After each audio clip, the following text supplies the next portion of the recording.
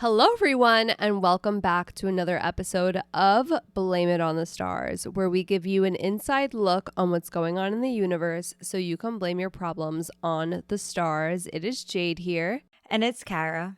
And this week, we've got some great news for you. We've got not one, but two retrogrades coming to a close in your near future. But in case you missed it, last week some changes happened in regards to our friendships with Venus entering Aquarius, and we also had the first full moon of the year. So if you want to know what you missed out on, you want to know what's going to happen with your friendships, definitely listen to last week's episode before jumping into this one. And just to give you a heads up, next week we will tell you everything you need to know about Aquarius season and how it affects you. And after a short ad break, let's talk about these retrogrades that are coming to a close. All right, welcome back. So the first planet to station direct, aka end its retrograde, will be Mars. Finally, we're so happy. Everybody, round of applause.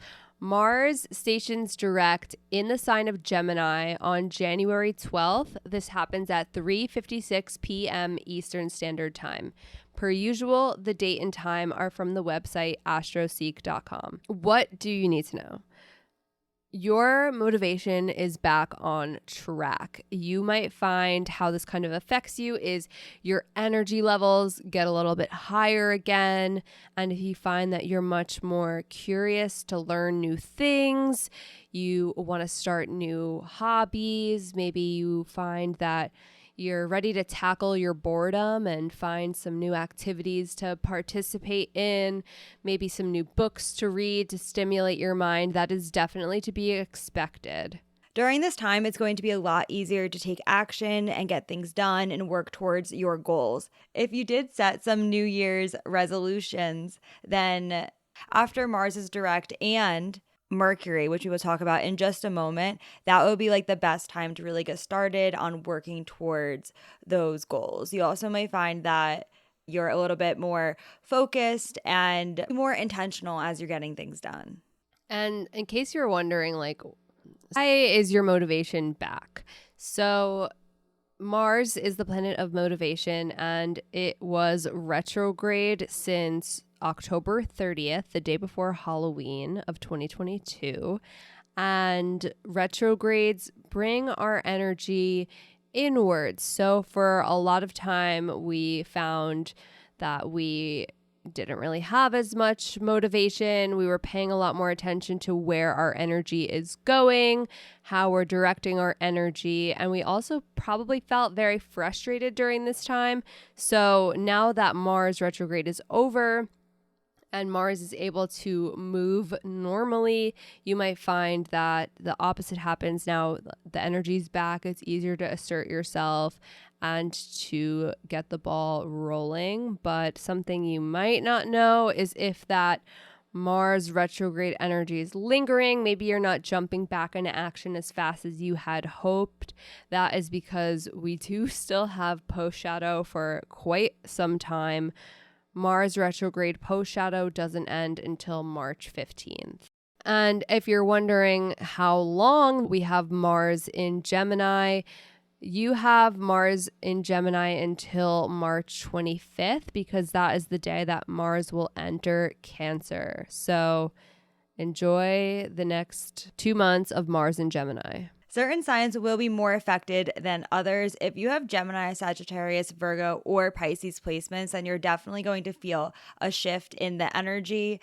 There's only one extra key date that you'll want to pay attention to. So for the most part, you're not really going to have that many Mars and Gemini struggles, if any.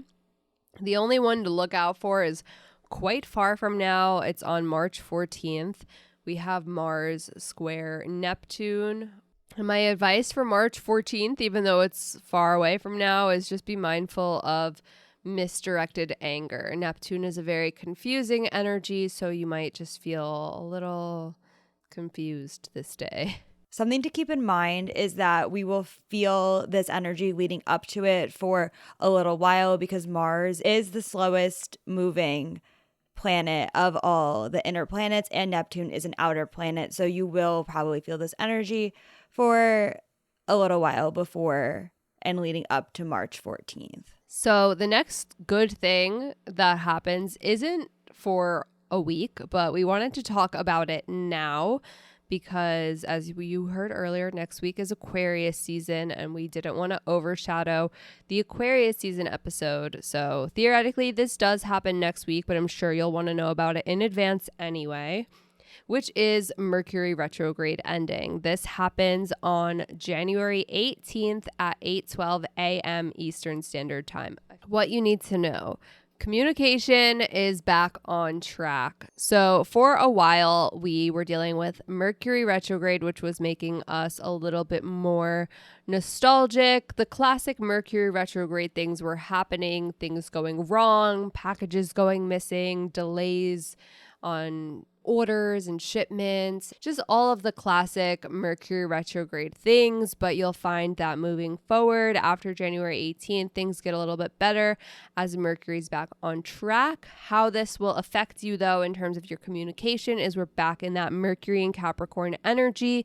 So think about goals, logic, and responsibilities, practicality, all of that Mercury and Capricorn energy. Although Mercury stations direct in Capricorn on January 18th, it will be in its post-shadow phase. This is when we're still seeing things kind of like wrap up and resolve from the retrograde period. It will be there until February 7th.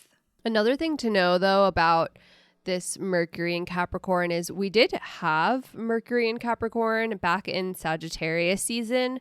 So this is not unfamiliar territory.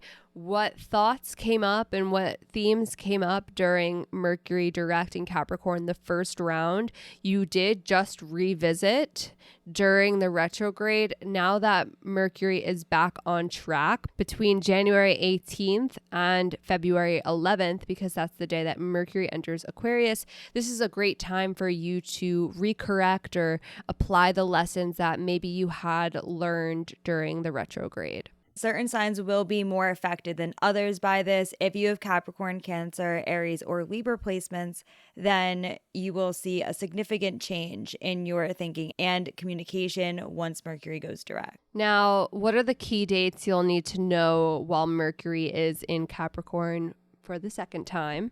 The first one happens on January 29th. Mercury is trine Uranus. This is a great day for creative thinking and even having like sudden moments of realization. And then on February 6th, Mercury will be sextile Neptune. This is a great day for embracing your creative side, listening to music, and connecting with your spiritual side. Kara already mentioned this, but just to bring it up again, on February 7th, Mercury retrograde post-shadow ends. So you'll only have like regular Mercury direct and Capricorn energy between February 7th and 11th. So up until the 7th, if you find that there is still some lingering Mercury retrograde energy, now you know it's because that's when post-shadow ends is February 7th. Before Mercury officially leaves Capricorn, it will be conjunct Pluto on February 10th. This is a good day to dive deep, be reflective, and maybe do some research and investigation. So that's pretty much it for what we've got to tell you this week. The good news, Mars retrograde in Gemini ending, Mercury retrograde in Capricorn ending. But if you want to know, okay, now that Mars is back direct, Mercury's back direct, how that affects you on a more personal level, then this is your reminder. We do offer readings. Readings are hosted on an app called Intro, which allows for FaceTime style like calls. You just select who you want the reading with, whether that be me, Jade, or Kara. We have readings for as short as 15 minutes to as long as 1 hour. You decide what you want to talk about. There's a slot for you to write down all of your astrology questions, and we'll be able to answer them face to face on the call. And if you've never booked a reading with us before, then you can use the code STARS, all caps, STARS, for $20 off your first reading. And just a reminder, next week we'll be talking all about Aquarius season. You're definitely going to want to tune into this one because there's some things going on in Aquarius season that you definitely don't want to miss out for. But if you want to stay in the loop with us and what is to come, then make sure you're following us on social media.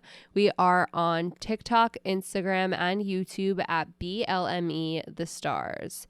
That is all for now, and we'll see you all next Monday.